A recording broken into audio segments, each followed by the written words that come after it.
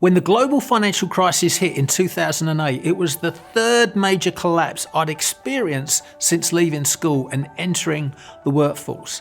It was only then that I finally realised that these cycles will never stop.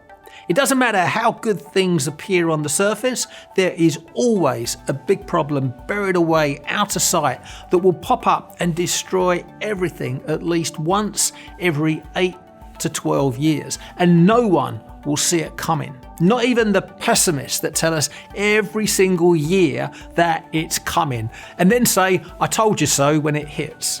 Even a broken watch is correct twice a day.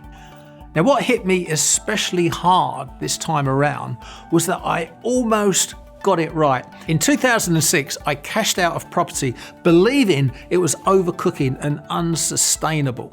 Our neighbours laughed at us when we sold our massive home and moved to a modest rented house. Property will never go down, they said at a farewell dinner party. And 12 months later, I started believing them.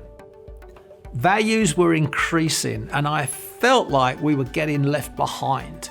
However, the fundamentals just did not stack up. Nothing made sense, but there was only good news and positivity coming out of the media, which is why I thought I'd made a terrible mistake and decided to jump back into the market with both feet.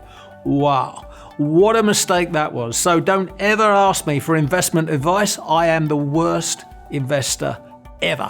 Business, sales, marketing, sure, I've got lots to share with you guys, but investments, I'll leave that to people who actually know what they're talking about.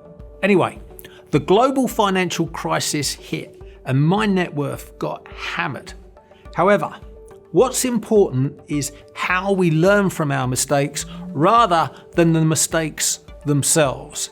It was a few years later that I discovered an article online that talked about the economic clock. Now, if you imagine the face of a clock where 12 o'clock is the top of the market and 6 o'clock is the bottom of the market, everything in between correlates to what generally happens in the economy. Rising interest rates, falling share prices, tighter money. And the clock always moves forward every month, even if it's only 5 minutes. What you're doing here is, rather than trying to predict exactly when the next market crash will happen, you're simply reminding yourself that we are always in an economic cycle, and next month will either move us closer to the peak of the market in good times or towards the bottom of the market in bad times. As simple as this idea was, I thought it was a brilliant way to avoid getting caught up in the emotion of these boom and bust cycles that, as business owners and investors, we are continually exposed to. So, on the 1st of January 2012, I added a new KPI to my business planning spreadsheet, the economic clock. And each and every month, I would move that clock forward, sometimes by only 5 minutes, other times by up to an hour. But it always moved forward, never backward, and it never stood still. Looking back, I can see that I recorded the top of the market early 2018. Now, some say it peaked earlier.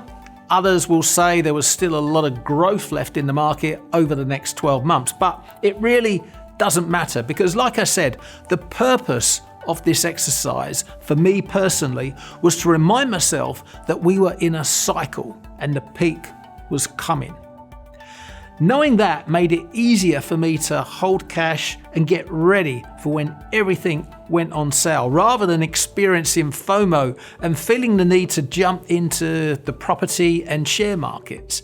And as we entered 2020 and the global news got steadily worse, I continued to update the economic cycle in my spreadsheet each month, reminding myself that the bottom had not yet been reached and that the losses I'd experienced in my portfolio were only temporary and would recover in time.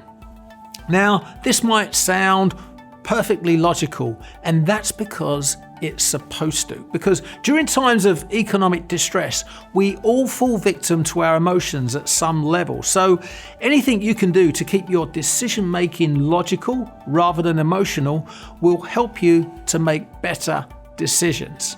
So when you put together your plan for your business, make sure you include the time on the economic clock. You may not predict the next boom or even the next bust, but you will be aware that every month takes you a step closer to the peak. So that is how to predict the boom time for building companies and avoid getting caught out by the recession that will eventually follow. Do you see how this can help you to always keep a level head and how important it is for your decision-making process, particularly during times of economic turbulence?